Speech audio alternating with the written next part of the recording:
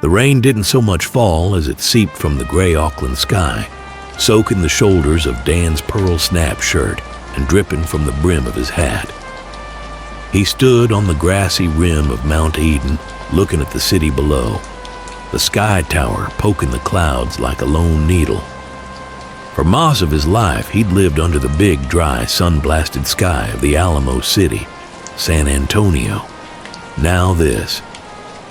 Dan was a man who knew hearts. Back in Texas, he could read the rhythm of a man's life in the ghostly, thumping monochrome of an ultrasound. They called him a cardiac sonographer, but he was more of a map maker, charting the hidden rivers of the human body. He'd brought his trade to the other end of the world, to Auckland City Hospital, a new town, a new outfit. The new posse was smart, quick. They worked in the fluorescent hum of the Echo Lab, their talk as fast and precise as their hands on the high-tech equipment. But one man stood taller than the rest, though he wasn't the tallest. His name was Scott, a strapping curly-haired chap with the pale skin of his native England and eyes as sharp as a scalpel. Scott was the top gun. He'd been running this Echo Lab for years, and as Dan soon learned, he ran the social club too. "You're new," Scott said to Dan one afternoon, speaking the Queen's English in a smooth drawl that cut through the break room chatter. "Heard you're from Texas." San Antonio. Dan nodded, sipping the bitter Moccona coffee.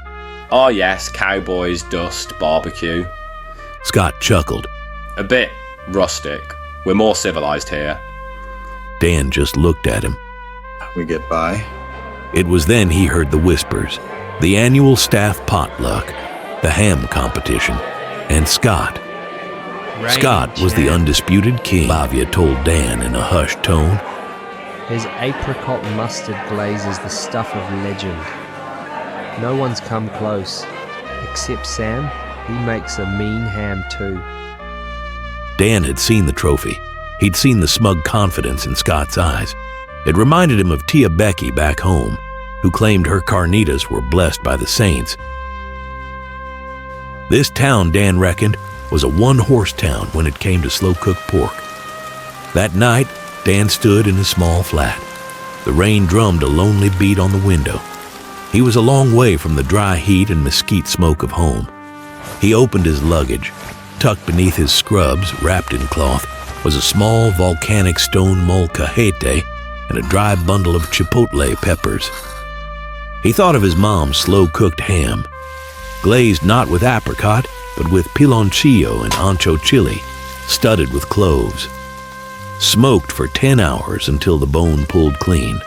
A ham that didn't just taste good, it told a story. This wasn't about a plastic trophy. This was about heritage. This was about the eagle flying over the island of Lake Texcoco to pounce on the snake. It was about the sun. The next day, the official sign-up sheet was posted in the canteen. The annual ham showdown. Scott's name was already at the top, written in neat, perfect script. The room went quiet. The hum of the vending machine seemed to roar in the sudden silence. Dan picked up the pen dangling from the string. His hand, the same hand that mapped the human heart, moved with a steady purpose. He wrote his name, Dan, the Market Square Matador Valadez. Scott's voice was low. "You're a long way from home, Tex." Dan capped the pen. He turned, his face calm. I am. Dan said, his voice quiet, but it carried across the room. But a good ham knows no borders. He looked at the English champ. A challenge, clear and silent, passed between them. This hospital wasn't big enough for two ham kings. The showdown was set.